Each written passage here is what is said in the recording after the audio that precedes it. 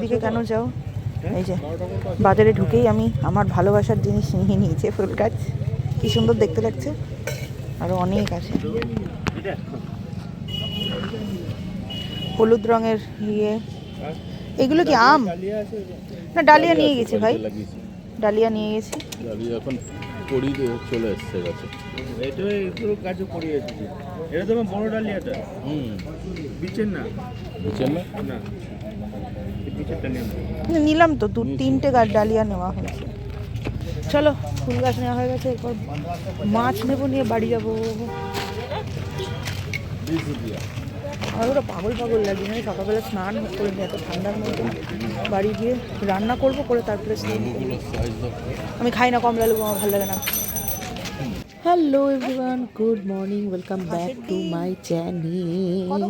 আজ হচ্ছে বুধবার, আমি বাড়িতে কাজই করছিলাম, জানেন তো। মিস্টার দাস ডিউটি থেকে এসেই বলছে ওর নাকি কি কাজ আছে, তো আজকে বাজারটা সকাল সকালই করবে। সকাল সকাল মানে একদম আর্লি মর্নিং। ও কটায় ডিউটি থেকে বাড়ি এলো? 7টা, হ্যাঁ তখন 7:30 মতন বাজে। অলিরানিকে গাড়িতে তুলে দিয়ে মোটামুটি ওপরটা কমপ্লিট হয়েছে, নিচটা কমপ্লিট হয়নি। তো ওই অবস্থাতেই আমি একটা সোয়েটার পরে বেরিয়ে এলাম। আমাকে বলছে যাবে, তো আমি বললাম যে যাই, অনেক দিন মাঝে বাজারে যাওয়া হয় না, তো ওই জন্য একদম বিধ্বংসীভাবে আমি আজকে এসেছি। এসেই একটা ফুল গাছ নিলাম, অনেক দিন ফুল গাছ লাগাই না। আর সত্যি কথা বলতে ফুলটা দেখে না লোভ সামলাতে পারলাম না, রেড কালারের চন্দ্রমল্লিকা। তো ওটা নিয়ে এরপর এলাম মাসির কাছে। সত্যি বলতে না আজকে বাজারে সেই রকম বিশাল আহামরির কিছু মাছ ছিল না, তবে হ্যাঁ বড় বাটা ছিল। তো বড় বাটা দেখে বেশ লোভই লাগলো, তো বড় বাটা দুটো নেওয়া হলো জাস্ট ভাজা খাওয়ার জন্য। কারণ বাটা মাছটা না ভাজাটাই আমাদের ভালো লাগে, আর ওই ঝোল যেটা, সেটা আমি যেটা খাই সেটা মিস্টার দাস খায় না, মানে আলু বেগুন আর বড়ি দিয়ে। আর মিস্টার দাস খাবে ওই পেঁয়াজ টেয়াজ দিয়ে, তো কারোর কথাই রাখবো না।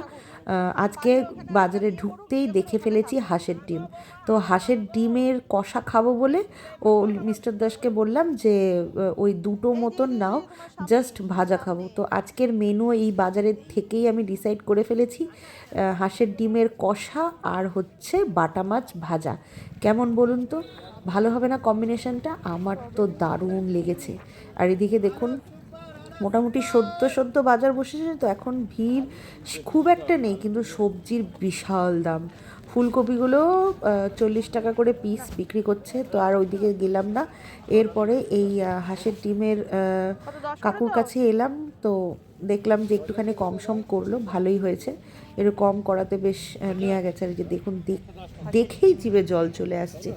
রান্না আর কি করব, আমার না হাঁসের ডিম খেতে খুব ভালো লাগে। একটা টাইমে না হাঁসের ডিম আমি খেতামই না, জানেন। একদিনকে মা কি, মানে তখন কিসে পড়ি, ক্লাস 8-9 এরকম হবে। তো হাঁসের ডিমের বাবা নিয়ে এসছে, তো মা বলছে আজকে হাঁসের ডিম হবে। আমি বললাম ইয়ে মা, হাঁসের ডিম আমি খাই না। তো মা কি করেছে জানেন তো, আজকে বাজারে সব আমার পছন্দের জিনিস নিয়েছি। হাঁসের ডিম আমার খুব ভালো লাগে, কতদিন পরে আবার খাবো। আর এদিকে হচ্ছে কি বলে, বাটা মাছ। অনেক দিন পরে বড় বাটা পেলাম, ছোটো বাটাটা আমার একদম ভালো লাগে না, কিন্তু বড় বাটাটা অনেক দিন পরে পেলাম। আর মাছের তেল নিয়েছি একটুখানি, ওই শীষ পালং দিয়ে হবে আজকে। কালকে মিস্টার দাস বাজার করেছে, তো শীষ পালং দিয়ে হবে। এই বেশ মনের মতন বাজার করে। তবে হ্যাঁ দুঃখ একটাই, আজকে আমি ব্যাগ নিয়ে আসিনি, পুরো হাত ভর্তি, যতগুলো আঙুল ততগুলো আঙুলের মধ্যে একটা করে প্লাস্টিক ঝুলেছে। যাই হোক, এবার বাজারে গিয়ে রান্না করতে হবে, অনেকটা বেলা হয়ে গেল, 9:30 বাজে। এখন যদি গিয়ে রান্না না চাপাই তাহলে সত্যিই মুশকিল হয়ে যাবে। আবার অলিরানির বিকেলে পড়াও আছে। হ্যাঁ, যেটা বলছিলাম, আমার মা তখন একটা ফোন দিয়ে আটলো, তখন তো বেশ বড়, মানে ওই খাওয়া দাওয়া নিয়ে তখন মানে মারপিট হতো না, ছোটবেলায় না দুম দাম মেরে দিত, জানেন, খুব মার খেয়েছি। আচ্ছা, আজকে হাঁসের ডিম হবে, হাঁসের ডিমের কষা, আলু ছাড়া। তো এখানে আমি ডিমগুলোকে সেদ্ধ করে নিয়েছি, আর ডিম সেদ্ধ করতে গিয়ে কড়াইটার অবস্থা কী হয়েছে, মানে জল শুকিয়ে গেছিলো আর কি। আর ডিমের গায়ে না একটু নোংরাও ছিল, মানে আমি ওটা না ডিমগুলোকে ধুয়ে দেবো ভুলে গেছিলাম, মানে তাড়াতাড়ি চটে। যাই হোক, আর এদিকে আমি মশলা মোটামুটি কেটে নিয়েছি। এখানে হচ্ছে একটা বড় সাইজের টমেটো কুচি, এখানে মটরশুঁটি নিয়েছি অল্প কটা, এখানে রসুন, আদা, পেঁয়াজ কাঁচা লঙ্কা এইগুলো পেস্ট হবে, আর এটা একটুখানি ওই ফার্স্টে দেবো, মানে এটা ভাজা হবে। তো তারপরে মা সেই মুহূর্তে আমাকে আর কিছু বলেনি, মা ওগুলোকে সমস্ত কিছু রান্না করলো। হাঁসের ডিমগুলোকে রান্না করার পরে যখন আমি খেতে বসেছি তখন আমার বোন হাঁসের ডিম খেতে খুব ভালোবাসে ছোটোর থেকেই, তো ওকে 2টো হাঁসের ডিম দিয়েছে, আমাকেও 2টোই হাঁসের ডিম দিয়েছে। তো আমাকে তখন বলছে কি যে তোর জন্য পরে বাবা দেশি মুরগির ডিম এনেছে, এটা দেশি মুরগির ডিম, হাঁসের ডিম না। হ্যাঁ, আর আমি সত্যি কথা ভেবেছি যে ওগুলো দেশি মুরগির ডিম। হ্যাঁ, ছোট ছোট ছিল। এই আজকের হাঁসের ডিমগুলো যেরকম বড় বড় ছিল না, তখন ছোট ছোট ডিম এনেছিল। তো আমি একটা খেয়ে নিয়েছি, খাওয়ার পরে মা দারুণ খেতে, জানো তো মা আমাকে আরেকটা দেবে এরকম করে বলেছি। তো তখন মা বলছে যে তুই কী ডিম খেলি? বললাম কেন, দেশি মুরগির ডিম। তখন মা বলছে এটা হাঁসের ডিম খেয়েছিস, এটা মোটেও দেশি মুরগির ডিম না। বড় বড় কথা, ডিম চিনতে পারে না, ওদিকে আমি হাঁসের ডিম খাই না। সেই যে মা আমাকে হাঁসের ডিম খাইয়ে দিয়েছে, মানে এখনও চাকদায় গেলে পারে যখন হাঁসের ডিমের কথা বলি না, মা আমাকে সেই গল্পটা বলে যে একটা টাইমে তো খেতিসই না, আর এখন হাঁসের ডিম খাওয়ার জন্য একেবারে সেই হ্যাংলা পানার মতন করিস। তো এই হচ্ছিল আমার প্রথম হাঁসের ডিম খাওয়ার গল্প। তো এইদিকে আমি ডিমগুলোকে ভালো করে সেদ্ধ করে নিয়ে ছাড়িয়ে টাড়িয়ে মশলাও হয়ে গেছে, ডিমগুলোকে একটু নুন হলুদ মাখিয়ে নিচ্ছি। আজকে না হাঁসের ডিমগুলোকে একটু বেশি করে তেল দিয়ে ভাজবো।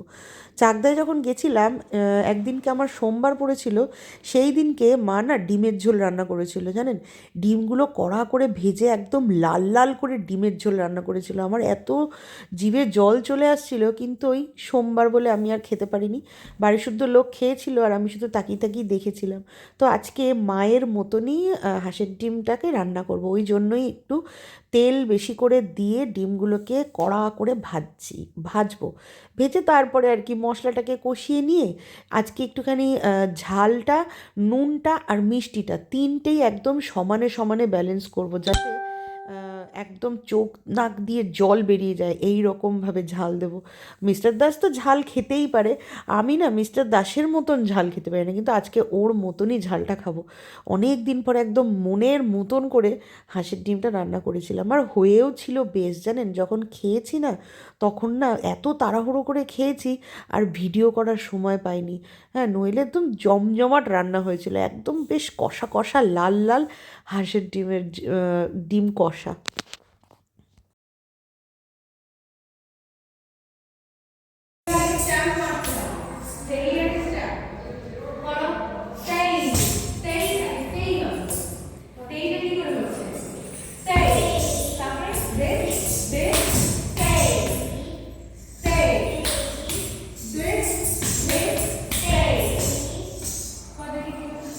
Good evening everyone. তো অলি রানির ডান্স ক্লাস শেষ করে অলি রানিকে পড়তে দিয়ে আমি এলাম হচ্ছে একটু জয়শ্রীদির বাড়িতে।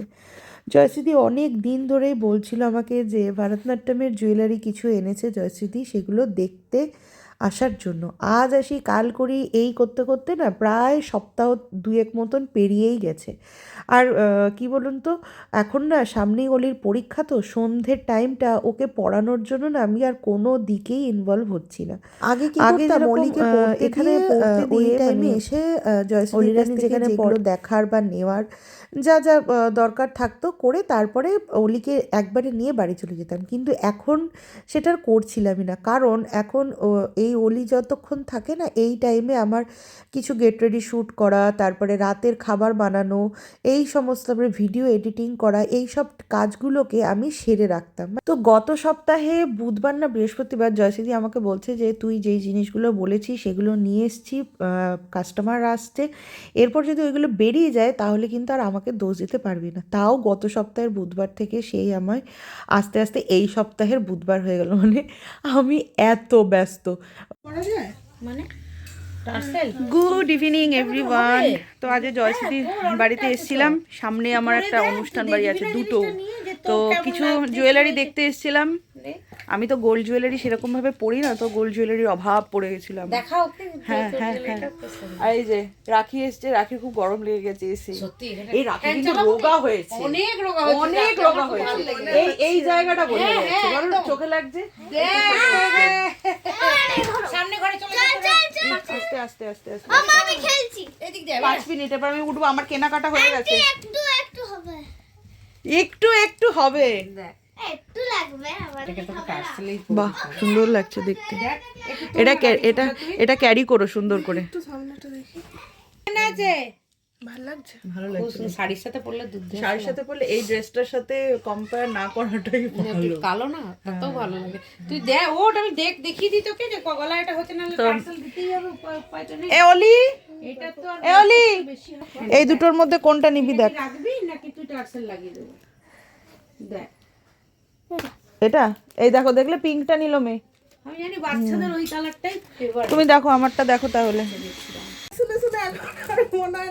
মানুষ খুব চেঞ্জেবল, এটা মানতে হবে। মানে এইটাও আমার জন্য না, আমার টেস্টিংটা একটু চেঞ্জ হয়েছে। কারণ কি বলছি, বিয়ে বাড়ি সচরাচর পড়তো না, তো এখন আর এইগুলো দেখো, এগুলো আমি কিন্তু নরমাল। তো আমি জুয়েলারি দেখতে দেখতেই হঠাৎ করে রাখি এসেছিল। রাখিরও নাকি জুয়েলারি অর্ডার ছিল আর কি।